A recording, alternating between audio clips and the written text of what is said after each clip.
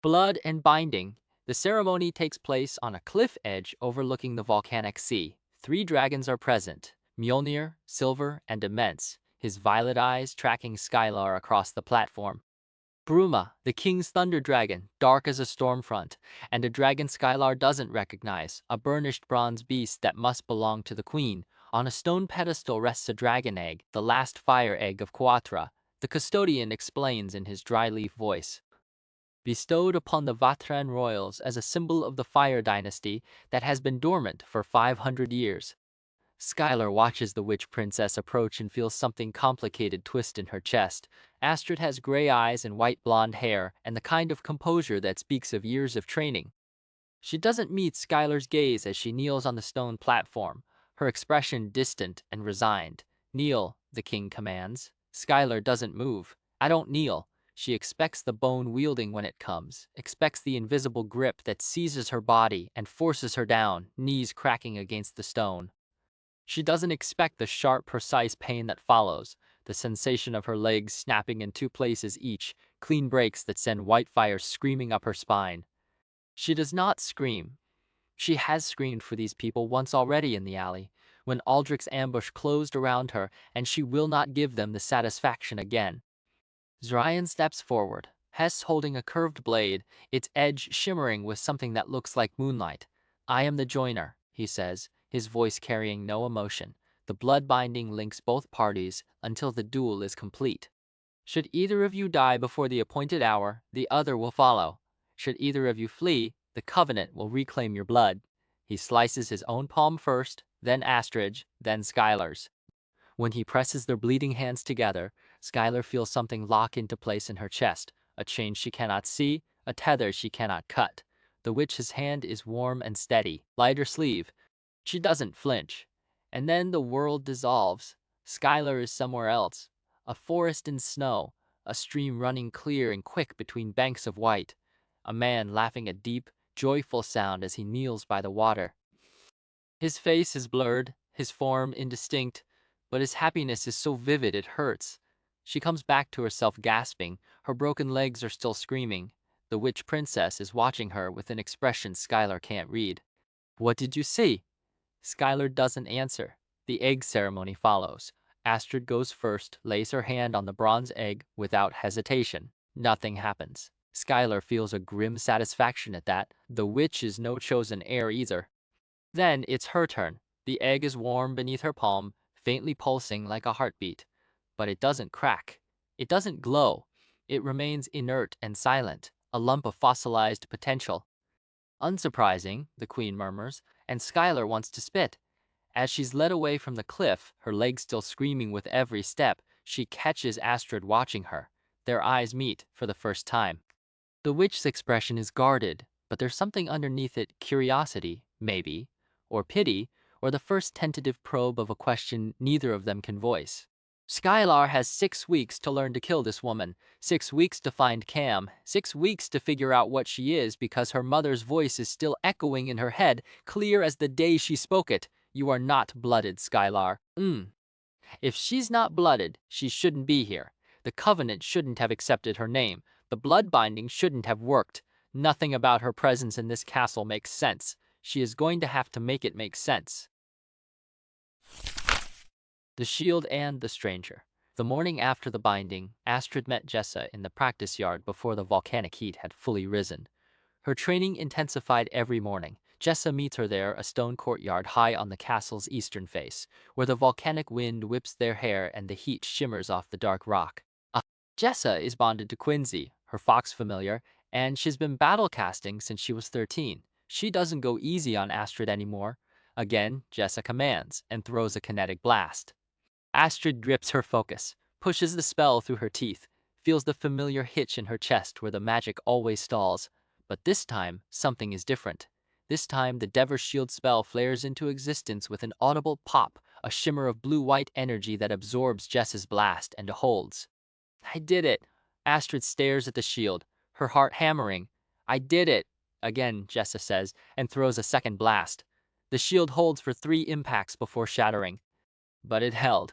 For the first time in 6 years, since the day her father died with her deflected arrow in his chest, Astrid has successfully cast a defensive spell under pressure. She throws potions next, immobilizing elixir, a diluted hallucinogen, and manages to pin Jessa against the wall before Jessa retaliates by physically throwing her across the courtyard. Astrid hits the ground hard, rolls, comes up gasping. Good, Jessa says, offering a hand. You're getting faster, but potions won't save you in the arena. You need the spells. The shield.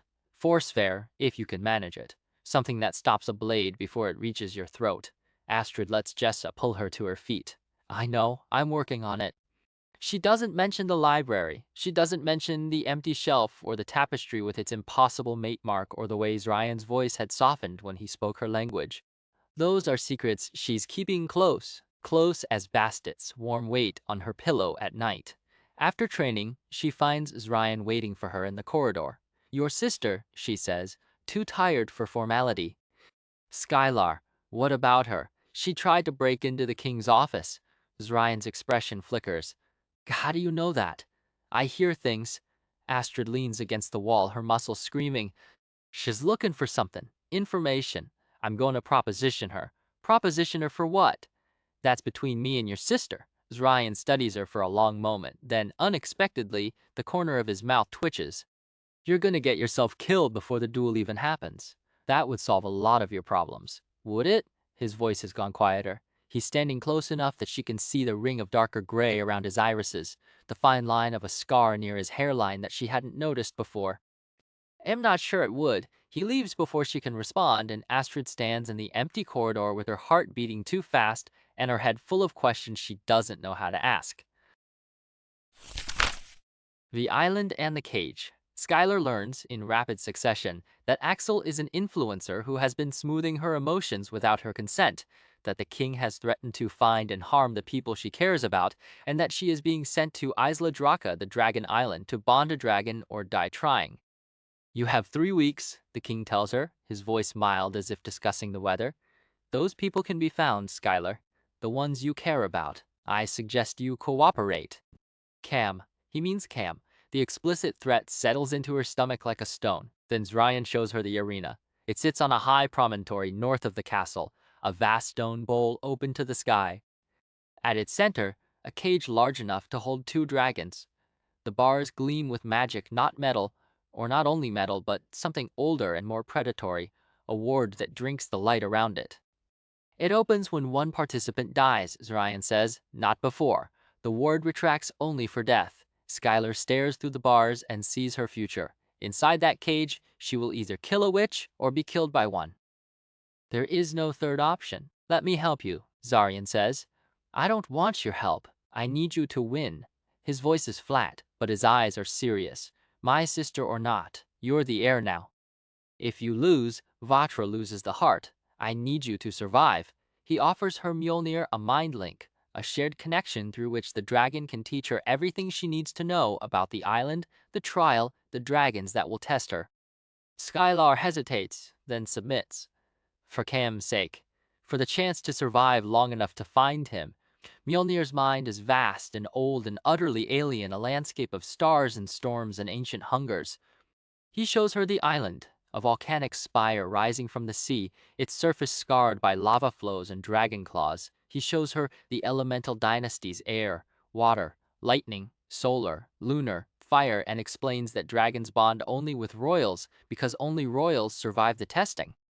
Not all heirs come home with the dragon, Zarian adds. Not all heirs come home at all, Mjolnir corrects him, and the dragon's mental voice is cold as winter starlight. Skylar remembers her mother's voice, speaking those same words a decade ago in a cottage filled with the smell of wood smoke and drying herbs. You are not blooded, Skylar. If she's not blooded, the dragons will know. The island will kill her, and Cam will die alone in whatever camp or mine or battlefield the king has conscripted him to, never knowing that she tried to find him. The queen's hooded enforcers arrive for her combat training that afternoon. A flamethrower opens with a blast of fire that singes her hair. Skylar runs, ducks, scrambles. She has no magic. She has no gift. All she has is her body and her desperation and the fragment of Tommen's sword still hidden in her sleeve. It won't be enough. She knows it won't be enough. But she has no choice except to make it enough, or die trying. Night of Blades, Astrid tells Bastet her plan that evening. I'm going to break into the king's office, she says, and I need Skylar's help to do it. She's already tried once. She wants something in there. If I can offer her something in return, you're going to ally with a woman you're supposed to kill. Bastet's golden eyes are unreadable. Are you sure this is wise? No, but nothing about this is wise. Astrid checks the latch on her door, the wards on her windows. Her mother's room is 2 corridors away, but Gwen is at a diplomatic dinner with the Vatran Queen, and Jessa is off with Quincy somewhere, and the castle is quiet. She goes to bed uneasy and wakes to the sound of the balcony door sliding open. 2 figures, dark clothing, blades already drawn. Bastet lunges from the bed, a streak of black fur and fury, but the nearer assassin kicks him across the room with a sickening thud. But he hits the wall and lies still, and Astrid feels his tether in her chest pulse once, sharp and bright with pain. Something inside her snaps. She throws the Deaver shield with a scream that tears her throat. The spell snaps into existence, stronger than it's ever been, and absorbs the first assassin's downward strike. Astrid snatches her curved blade from the nightstand and drives it upward into his eye socket. He goes down without a sound. The second assassin is on her before she can recover. Her shield shatters. Something smashes against the side of her head. A fist, a hilt. She can't tell, and the world floods with white pain.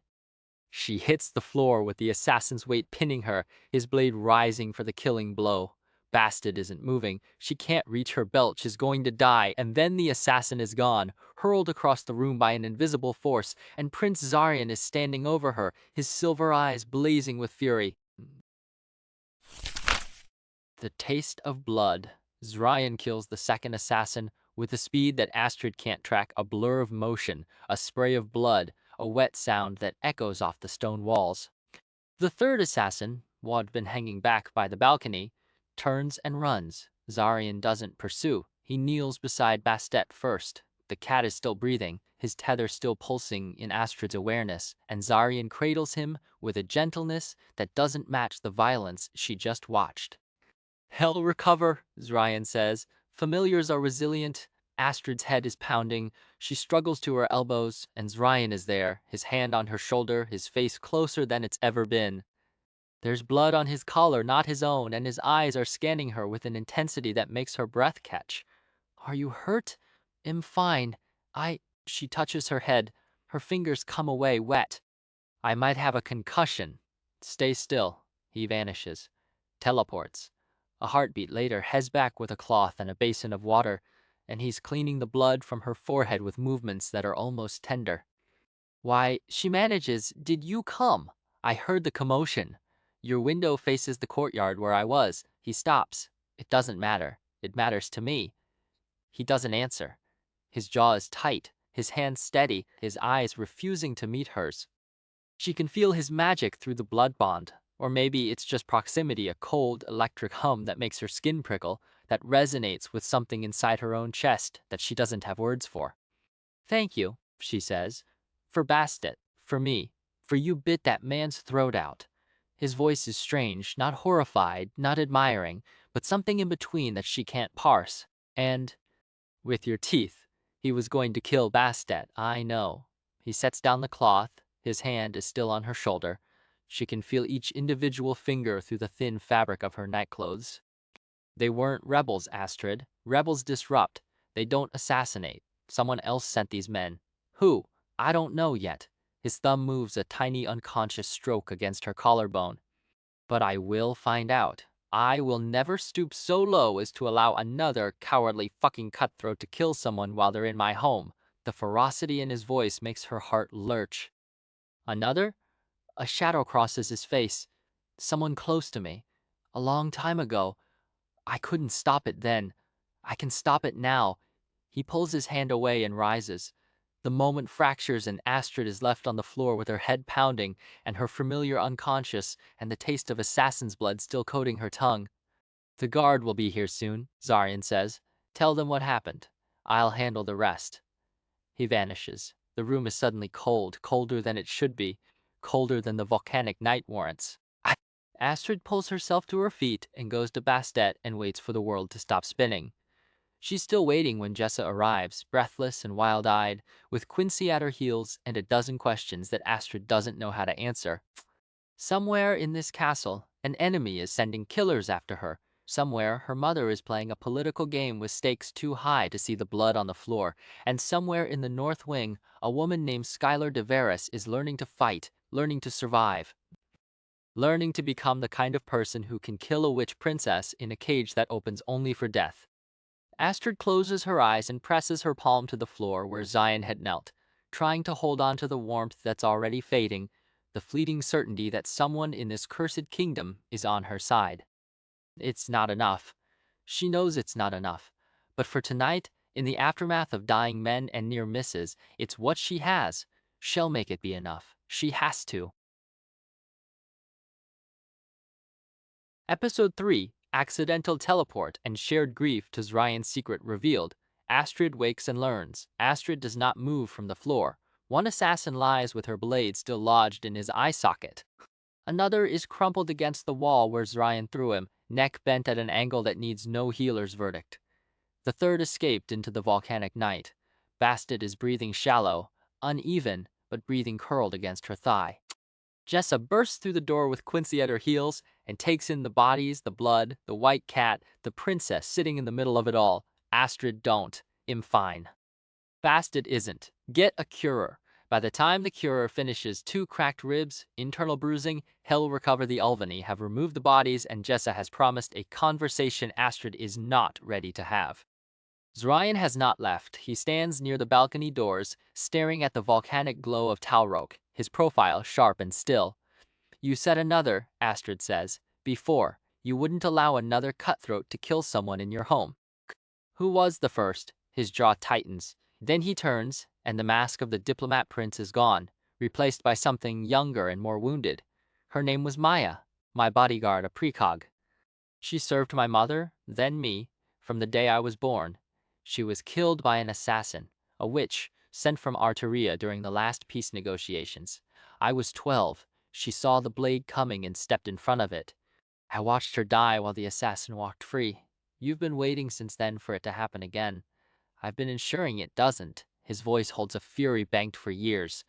Not to Skylar, not to you, not to anyone under this roof. You don't owe me protection. I'm supposed to be your enemy. Yes, he holds her gaze. You are. Astrid pushes herself to her feet. Her head throbs, but she is tired of sitting on the floor like a casualty. She takes a step toward him, close enough to see the darker gray flecks in his silver eyes. Why did you come tonight? Really, I don't have an answer that makes sense. I felt it. Something wrong. I was already moving before I understood why. She thinks of her tether to Bastet, the blood bond to Skylar. Neither explains what he just described. Thank you, she says, for Bastet, for not letting me die. You bit a man's throat out with your teeth. You weren't exactly helpless. I was on the floor with a shattered shield and a concussion. She reaches out without thinking and grips his forearm. The world collapses into a blizzard. No air, no light, no ground. She is being torn apart in a howling void that has no temperature and no direction. Every nerve fires at once, and she cannot scream because she has no mouth, no voice, no self. And then she is on her knees on cold stone, gasping, retching, while Zryan crouches beside her, his face white. What? She chokes. What was that I teleported? You came with me. I didn't choose to. I know. I've never teleported with another person. Not once. It doesn't work that way. His hand is on her back, warm and steady. No one else has ever been able to. They are on the balcony now, 20 feet from where she was standing. Zryan is staring at her, as if she just performed a miracle he doesn't believe in. You pulled me. Through the jump. I didn't mean to. But you did. He helps her to her feet. His palm is on her lower back, solid and grounding. Her body still feels wrong, as if her bones haven't settled. Astrid.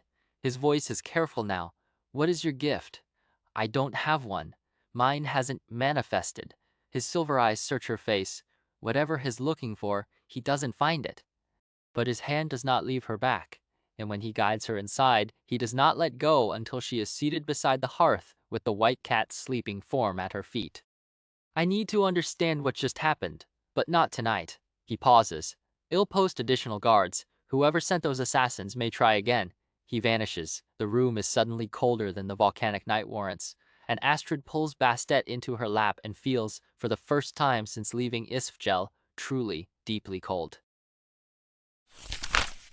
What Skylar hears. The salt wind off the Talrote cliffs stings her eyes as she presses her cheek to the rock. Skylar climbs, and the climb is good. It quiets the crackling inside her, the restless energy that has been building since the blood binding, since her mother's voice spoke those 5 impossible words in her memory. You are not blooded, Skylar. She's nearly at the top when she hears voices and freezes, pressing flat against the cliff face. Someone tried to kill her last night. Ryan's voice tight with anger. The witch princess? Axel cool and measured. Yes, 2 assassins. She killed one, I killed the other. The third escaped. A pause. Rebels don't assassinate. This was someone else. Someone inside the castle. Boots, shift on stone. I want additional security on Skylar. If someone is targeting the heirs, she's next. She can handle herself. She's my sister. Ryan's voice cuts like a blade. Blood or not, covenant or not, she is my sister, and she is under my protection. Skylar's jaw tightens. She doesn't want his sudden, convenient brotherhood. She wants Cam. She wants answers. Astrid's familiar is a cat, Ryan says. The fox belongs to her guard. Make sure that information reaches Skylar's training. A cat, not the white fox. Skylar files it away. She nearly died last night, Zarian says, quieter. If I hadn't been in the courtyard, you were, though. Axel, pragmatic. Now we know someone is targeting the heirs. That's useful. Useful. Zryan's laugh is bitter. A woman nearly bled out on her bedroom floor, and you call it useful. Skylar hauls herself over the lip of the cliff and lands in a crouch. Both men turn. Zryan's expression flickers surprise, then a careful blankness. Axel's face reveals nothing. Someone tried to kill the witch in Bloodbound too. You might have mentioned that before I went rock climbing. I was about to come find you. Were you? Zryan takes a step toward her. Easy. I'm not going to hurt you. You couldn't if you tried. It's bravado, and she knows it. Zryan's mouth curves. Prove it. Fight me, right now. The fight is over in seconds. He sidesteps her first strike, catches her wrist, uses her momentum to spin her. She twists, kicks, lands a glancing blow to his ribs before his arm locks around her throat, not choking, just holding. A demonstration. You're fast, he says, but you leave your left side open. You telegraph your kicks, and you fight like someone who's used to being the most dangerous person in the room. And he releases her. In the arena, you won't be. Skylar doesn't drop her stance. I'll learn. I know you will. He reaches into his jacket and pulls out folded parchment. A map of Isla Draca. The dragon trial is in 3 weeks. Follow the path. Don't deviate. Not all heirs come home. She takes the map. One path winds up the center, margins filled with warnings. When do we start training? You've already started. He vanishes. The air where he stood is empty. That was reckless, Axel says. Climbing the cliff, picking a fight with a teleporter. I'm still alive. She waits until he's gone before she lets her hand shake. She wakes in her room with a pounding headache and the taste of iron. After the fight, she lost her footing and fell. Zryan caught her midair, teleported her, but the impact knocked her unconscious. A cure has been and gone. On her nightstand, beside her mother's pin, the map of Isla Draca waits. Don't deviate. Not all heirs come home. The proposition. The diplomatic reception is held in the Queen's rooms, and Astrid cannot stop thinking about the teleportation. She has told no one, not Jessa, not her mother. The thing that happened on the balcony feels private and dangerous, a secret she is not ready to share. So the Arturian heir stands with a glass of sparkling water and watches Ryan work the crowd like a master player. He moves from baron to baroness with easy grace, laughing, clasping arms. He is the teleporter prince, and every person in this room wants a piece of him. What are you staring at? Jessa murmurs. I'm assessing a threat. Is that what we're calling it now? Across the room, the Vatran heir Skylar stands beside Axel in a dark blue gown that fits, but doesn't suit her like a blade in a velvet sheath. The king is absent. The queen circulates with sharp eyes. Astrid's mother is by the fireplace in her tan jerkin, a general who wandered into a tea party. Zion appears at Astrid's elbow without warning a whisper of displaced air. Princess, may I escort you to dinner? You may escort me to wherever you keep the answers to my questions. Alas, I left those in my other jacket. He offers his arm, she takes it. His sleeve is dark blue brocade with silver thread archerius colors. Deliberate or accidental, she can't tell. You told Skylar about Bastet, she says quietly. I did, because she deserves to know what she's facing. I would rather the heir learn it from me than discover it in the arena. They stop in a corridor, slightly apart from the flow of guests. You gave her an advantage, information she can use against me. Yes, your own sister, the person you're supposed to be preparing to kill me. I'm preparing her to survive. There's a difference. He steps closer. I told you before, Astrid. I still need you to die, but I don't want you dead. Those are not the same thing. That makes no sense, I know. His silver eyes hold hers, and she sees the exhaustion beneath the diplomat's mask. Very little about this makes sense, but I am trying to keep both of you alive for as long as possible. And what about my chance? His gaze drops to her mouth just for a heartbeat. Your chance is the reason I haven't slept in 3 days. They enter the dining hall together. Astrid sees the ripple of attention that follows them, the queen's sharp eyes tracking their progress. But Astrid is looking at Skylar, making a decision. She releases Ryan's arm and walks toward the Vatran heir's seat. May I? The heir looks up with eyes flat and cold. Then she jerks her chin at the empty chair. Sit if you want. I'm not good company. Neither am I. But I have a proposition. Astrid sits. You tried to break into the king's office. You failed. I can help you succeed. Skylar goes still. Why would you help me? Because I want what's in that office as badly as you do. And we have more enemies in common than we have reasons to kill each other. In the small space between two women who are supposed to kill each other, something shifts, a door cracking open. I'll think about it, Skylar says. Blood and shadow. What Astrid learns reshapes everything. The Vatrans pay for magic with blood. The Vatran heir tells her during a guarded corridor conversation. Every citizen of Talroke must bleed to access Vitalis, cut their palms, open their veins. Astrid sees the scars on the heir's arms for the first time, a ladder of pale lines from wrist to elbow. I juggled blades, Skylar says flatly. Crowds pay more when there's blood. I can help you get into the office. My potions can break any ward except those tied to a person's blood signature. If you can get me a sample of the king's blood, why would I help you? We're bloodbound. We might both very well be dead in a few weeks. What do you have to lose? The heir studies her, then nods. Fine. But we do it my way. The king announces Skylar will go to Isla Draka in a week and a half earlier than planned. If the Vatran heir dies on the island, Astrid dies too. We don't have much time, Astrid says. We never did. Skylar's training intensifies. She files each fight away in her own body, and each one leaves a mark. A water wielder fills her lungs with seawater on dry ground. She rises, gasping, and drives her blade into his throat. A curer saves him. No one saves her. She faces a shifter who steals her own shape looking at that mirror. Image is worse than any wound, and she has to batter her double into the dirt before it stays down. A flamethrower's fire blisters her skin. An illusionist conjures a dragon from smoke, and she feels her gut lurch before she forces her eyes shut. She tracks the woman by her breathing, closes the distance blind, and chokes her until the illusion shatters. Simone, the shifter, gives her a subtle wink afterward. Axel tries to soothe her with his influence, and Skylar feels the foreign calm settling over her mind like a blanket. She shakes it off, trembling. Don't you dare touch my mind. I want my feelings to be real. They are real. You just make them convenient for you. You live in this castle. You serve these people. You don't know what it's like outside these walls, bleeding for clean water. Axel's expression flickers. You're right. I don't. A pause. But I want to understand.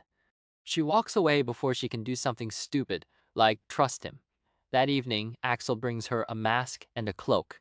You need to get out of this castle. One night. That's all I'm offering. She hesitates. But the walls are closing in, and the trial is days away. She takes the mask. Simone guards her for the excursion. Be careful who you trust, she warns. Not everyone in this castle serves the same master. They emerge into the streets of Talroke. The city at night is different, less hostile, more alive. Axel walks beside her, face half hidden by his own mask. Do you do this often? Rescue prisoners for midnight strolls? Only the ones who try to break into the king's office. His voice is dry but not unkind. You're not a prisoner, Skylar. You're an heir. Ask me something. One question I have to answer honestly. It's a peace offering. She takes it. Tell me about your mother. Axel's stride falters. Her name was Maya, a precog. Bodyguard to Prince Zion. She died protecting him, a witch assassin, during the last peace negotiations. Zion was 12. I was 7. His voice is flat, reciting facts. My father poisoned himself afterward. Couldn't live without her. The queen took me in. Skylar thinks of her own mother, Oronithia, murdered by the Dreki on the king's orders. I'm sorry. Don't be. It was a long time ago. It wasn't that long. You're still angry? Axel doesn't deny it. Later, in a public square, they argue. You keep saying the royals sacrificed themselves, Skylar says. But I don't see anyone sacrificing anything except the people at the bottom. The duel is two people killing each other, so the royals don't have to change anything. A shout cuts through the square. A crash. Axel turns, his body going rigid. Stay here. He's gone before she can argue. Skylar stands alone, and she knows with bone-deep certainty that she is not. The levitator drops from above, blade already in hand. Skylar throws herself sideways. The knife passes through the air where her throat had been. She rolls, comes up with her mother's pin in her fist. The shadows move. They detach from walls and ground, coiling around the levitator like living things. A figure steps from the darkness, tall, cloaked, faceless. Leave, the figure says, voice smoke and gravel. Or die. The levitator flees. The shadows release him. You're not blooded, the stranger says. Not a question. What are you? I don't know what you're talking about. Yes, you do. The shadow figure steps closer. Well, meet again. When you're ready to know the truth. He vanishes into his own darkness. Axel returns with blood on his knuckles and panic in his eyes. The shout, it was a trap to pull me away. Are you hurt? No, someone helped me, and he knew I wasn't blooded. Axel retrieves her pin from the gutter and presses it into her palm with unexpected gentleness. You proved you're not such a liability tonight. Keep it. 2 days later, the captured assassin is executed in the main courtyard. The executioner is brought forward in chains not because he's dangerous, but because he's an ex-hoster, gaunt, pale, shackled, guilty of nothing but existing. When he lays his hands on the assassin, the man's life drains out in a visible current of silver light. Astrid finds the Vatran heir in the crowd and presses a vial into her hand. Healing solution. For the injuries you'll sustain on Isla Draka. Dragonfire leaves burns that don't respond to normal curer's magic. Axel says I shouldn't trust you. Axel is an influencer who's been manipulating your emotions since you arrived. I wouldn't trust his advice on trust. A reluctant smile tugs at the heir's mouth. She pockets the vial. Then she goes rigid beside Astrid, and through the blood bond, Astrid feels a surge of recognition and fear. What is it? I'll do it, Skylar says, voice strange. The potion, the familiar, the office. Tonight, before I leave for the island, news arrives mid-ceremony. Catastrophic storms in the flatlands, thousands dead, the blight accelerating. Astrid feels something inside her crack. She finds her mother afterward. You have to go. The flatlands need you. Our people need you. Astrid, it'll be fine. Jessa is here. The Oven are here. Go, save our people. Gwen looks at her daughter for a long moment. Stay alive. The break-in happens that night. Bastet guides Skylar through the sleeping castle, slipping through shadows. Astrid meets her outside the king's office with masking mist and potions calibrated to break 17 different wards. The door opens on blood magic, the king's own blood collected from a goblet at the reception. Inside, the office is dark and still and filled with secrets. Skylar finds the register, a leather-bound book filled with names. Blooded conscripts, hundreds of them. She finds Cam's entry on the 17th page. Cam Nightlock. Projector. Grade 1. Champion. Champion. Not conscript. Not soldier. The word means something, and Skylar doesn't know what, but it's worse than she feared. We need to go, Astrid says. I'm taking this. Skylar, try to stop me. They stare at each other. Then the Vatran heir drives her mother's pin through her own palm. The pain is bright and clarifying. Astrid gasps, looking down at her own hand where a matching wound wells with blood. It heals on Astrid's hand within seconds. On Skylar's, it keeps bleeding. Now you know, Skylar says. The bond is real, and I'm taking this book. Astrid goes back to the library the next day.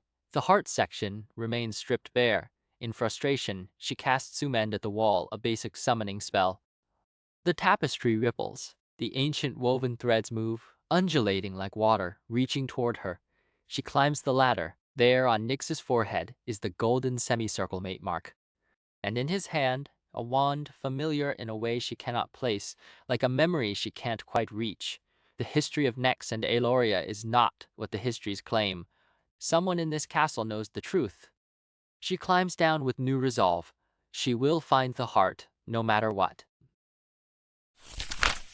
The island breaks. The morning Skylar leaves for Isla Draka. The royal family gathers on the dock. No crowds, no ceremony. The king looks at Skylar as if she's a tool he hasn't decided whether to keep. The queen's face is unreadable. Axel stands slightly apart, his dark eyes tracking her. Zryan walks her to the boat. Try not to die. Helpful. The trial is real. The dragons don't care that you're an heir. They'll test you harder for it. Mjolnir's voice slips into her mind, cool and vast. Find the dragon whose mind sings to yours. We choose one whose essence matches our own. Your life is already deemed worthy. The validation settles into her chest like a warm stone. She climbs into the boat and Axel climbs in beside her. It'll be waiting when you come back. If I come back. When? The boat pulls away. Axel tells her about his mother and about his own power, the influence he cannot always control, the bar fight he accidentally amplified until it ended in death, the guilt he carries. I'm not your enemy, Skylar. I'm just someone who's been trying to survive in this castle for a very long time. Skylar doesn't answer, but she doesn't pull away either. Isla Draka is a nightmare of volcanic rock and dragon fire. The moment her feet touch the black sand beach, Axel's influence falls away. She is alone with her fear, and her fear is vast. The river is lava. The path winds upward through obsidian and sulfur vents. An air dragon hits first wind that slams her against the rocks. She crawls. She keeps moving. Water floods the path with salt spray. Lightning arcs through the ground, seizing her muscles. She chokes and keeps moving. A solar celestial blinds her with light so pure the world vanishes. When it fades, she is lost. Music finds her haunting, from inside her own skull. She follows it into a cave. Inside is a dark gray dragon, and behind it the assembled dynasty. She has made a terrible mistake. The cave is forbidden, the dragons attack. A voice speaks in her mind, not Mjolnir. This voice is dry as ash, scraping inside her skull. Run! She runs. Her senses sharpen. Impossibly, she can hear wing beats, smell sulfur, feel the pressure shift before a lightning strike. She dodges, she weaves, she uses lava flows and eruptions as weapons, but it's not enough. The dragons herd her toward the cliff edge, 300 feet above the sea. Jump! She jumps. The wind screams past her. Her stomach hollows, and then the center of her chest pulls like a thread yanked from inside her ribs, and the power that has been building since the blood binding, since her mother's voice whispered, "You are not blooded," it explodes out of her in a wave of white energy. It throws the dragons backward. It drains the life from the rock beneath her. The cliff face turns bone white where it touches. She is an exhauster. Axel catches her at the water's edge, his face white with shock. "You're alive. You're an exhauster. I know what I am. And what Zryan is."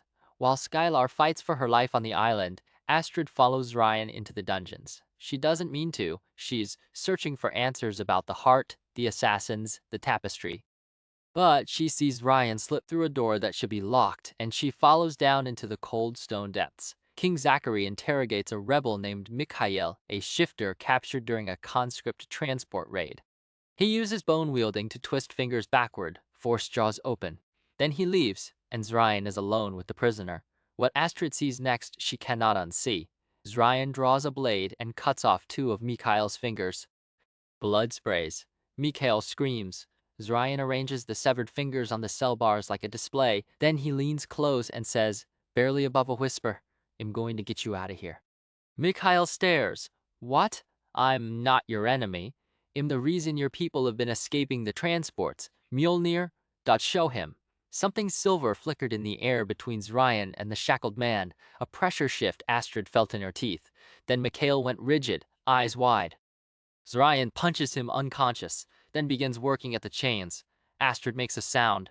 She doesn't mean to, but but the weight of what she's witnessed is too much. Zryan's head snaps up. His eyes find her in the shadows. Astrid, she steps out. You're helping them. Yes, the torture was a show. For my father. For the guards. They'll be free by morning, with a cure and a route out of the city. His voice is steady, but his eyes watch her with desperation. I've been doing this for 2 years. Every conscript transport, every rebel capture, I find a way to get them out. Why? Because my father is wrong. Because I watched my mother order the execution of a 12-year-old girl for stealing bread, and I knew I couldn't be part of it anymore. Astrid opens her mouth to respond, and a piercing pain drives through her skull like a spike. She screams. The pain is overwhelming, white-hot agony that has no source, filling her head and chest and blood bond all at once. She knows, with the strange certainty of the bloodbound, that the pain is not hers. It's Skylar's. She hits the ground, and Zryan catches her. The last thing she sees is his face, terrified, desperate, more human than she has ever seen it. Waking in the dark, Astrid opens her eyes and finds herself cradled in Zryan's lap. They are still in the dungeon. Mikhail is gone. The severed fingers remain on the cell bars. Zryan looks down at her with an expression she has never seen before. Raw, unguarded, afraid. You're awake. His voice is hoarse. You screamed and collapsed. I thought you were dying. I thought the bond, Skylar. Astrid forces the word out. It was Skylar. Something happened to her. I know. I felt it through Mjolnir. She survived. She's coming back. Relief floods her. She shouldn't feel relieved. Skylar is supposed to be her enemy, but the bond has changed things. She has a dragon now, the rebel Prince Zarian says quietly. The trial is over. She passed. The duel is no longer theoretical. She's going to kill me. I won't let that happen. His hand cups her face, his thumb brushing the corner of her mouth. I have spent 2 years defying my father in secret. I have freed prisoners and sabotaged conscription and lied to everyone I love. Do you really think I will let you die in that arena? You need me dead. You said so yourself for the heart. I know what I said. I also know that when you collapsed, I was more terrified than I have been since I was 12 years old watching my bodyguard bleed out on the floor. His voice drops. She heard the confusion in it, like he was answering a question he'd never let himself ask. I don't know what that means, but I am not going to let you die. She looks up at him. He is close enough that she can see the ring of darker gray around his irises, the tension in his jaw. The hand on her face is warm and steady. Why?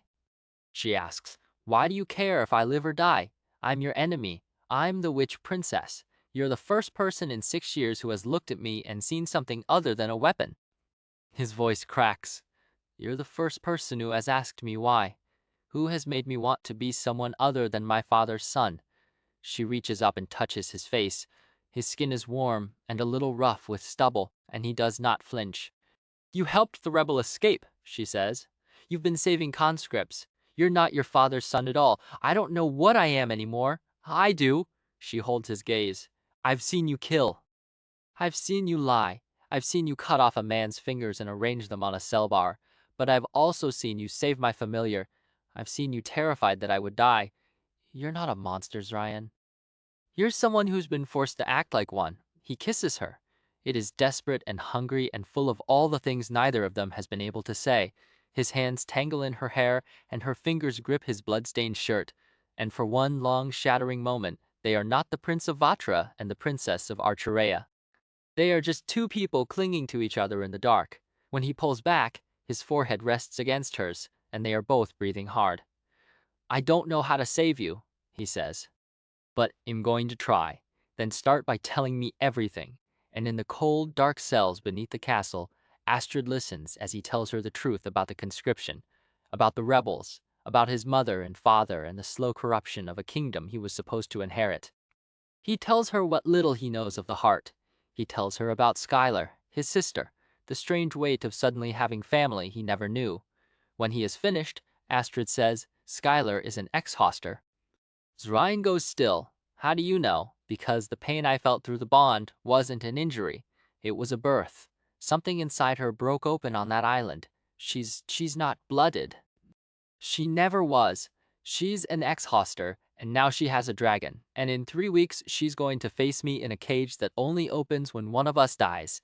She meets his silver eyes in the darkness. You told me you need me to die.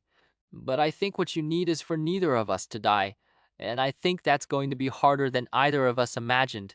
Zorion doesn't answer, but his hand finds hers in the dark, and he holds on. Episode 4. Skylar returns as an ex-hoster without a dragon to the heart revealed. Shared names. The boat slides into the harbor at midday, and Skylar is not the same creature who left. She sits in the stern, arms wrapped around herself, the air still carrying the faint ozone tang of whatever broke open inside her on that island. She is cataloging what she is now. A dragon heir with no dragon. An ex-hoster whose power drained the life out of solid stone. A secret that cannot be hidden any longer. Axel sits across from her. He hasn't spoken since he carried her to the boat, and she hasn't been able to meet his eyes.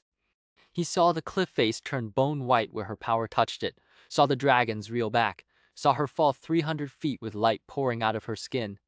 The carriage waits inside the castle gates. Zorion is there, and beside him is the witch princess. Skylar forces herself to stand, and the words come out before she can stop them. I'm an ex-houster.